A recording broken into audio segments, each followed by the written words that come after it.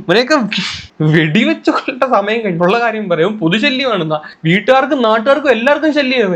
നിങ്ങൾ കേട്ടൊന്നും അല്ല, ഗർഭിണിയായിട്ടുള്ള പെങ്ങളുടെ വയറ്റത്തോടെ ചവിട്ടിയിട്ടുണ്ട് ഈ നാറി. അതിനുശേഷം ആ പെങ്കൊച്ചു കയറി തൂങ്ങി എങ്ങനെയൊക്കെയോ രക്ഷപ്പെട്ടു. അതൊക്കെ അവർ ഇപ്പോഴാണ് പുറത്തു പറയുന്നത്. അന്ന് കേസാവെന്ന് പേടിച്ചിട്ട് അതൊന്നും പുറത്തു പറഞ്ഞതുമില്ല. അന്നേരം ഇവൻ ഇന്നും ഇന്നലെ തുടങ്ങിയ പരിപാടിയല്ല. അവസാനം ഇത്രയും ഗതികെട്ട് ഇവർ സഹിച്ച് നിന്നിട്ട് ഏറ്റവും അവസാനമാണ് ഇവരിപ്പോ കേസ് കൊടുക്കുന്നത്. സത്യത്തിൽ ഇവനൊക്കെതിരെ നേരത്തെ കേസ് കൊടുക്കുന്ന സമയം കഴിഞ്ഞു. ഇപ്പൊ തന്നെ എനിക്ക് തോന്നുന്നു, ഇപ്പൊ തന്നെ ഇവർ ഈ കേസ് കൊടുക്കുന്നതിന്റെ കാര്യം ഈ ഇത്രയും ന്യൂസ് വരുന്നു ഡെയിലി.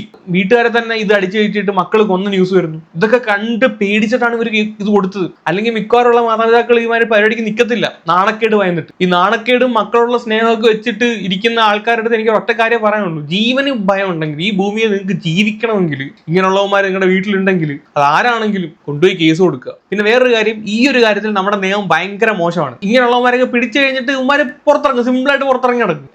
അതുകൊണ്ട് എന്ത് പ്രയോജനമാണുള്ളത്?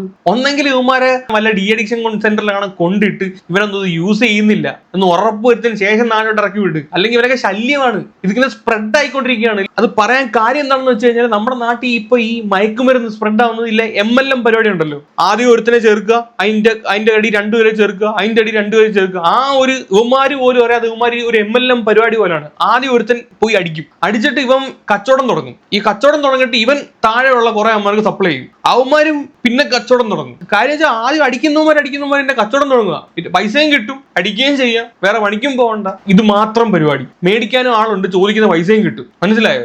ഇതാണ് ഇപ്പോൾ ഇവിടെ നടന്നുകൊണ്ടിരിക്കുന്ന പരിപാടി. അപ്പൊ നമ്മുടെ നാട് നന്നാവണമെങ്കിൽ, അല്ലെങ്കിൽ ഇങ്ങനെയുള്ള ക്രൈംസ് നാട്ടിൽ കുറയണമെങ്കിൽ ഓരോ വീട്ടുകാരും മുന്നിട്ടിറങ്ങണം. ഇങ്ങനെയുള്ളവന്മാരുണ്ടെങ്കിൽ ഉറപ്പായിട്ട് നിങ്ങൾ പോയി അടുത്തുള്ള പോലീസ് സ്റ്റേഷനിൽ അറിയിക്കുക, സാറേ എൻ്റെ മകൻ ഇതിന്റെ അടിമയാണ്, അല്ലെങ്കിൽ നിങ്ങൾക്ക് തന്നെയാണ് ഇത് ഭീഷണി. അത് മാത്രം മനസ്സിൽ വെച്ചോ. കൂടുതൽ ഒന്നും പറയാനില്ല. അപ്പൊ ശരിയെങ്കിൽ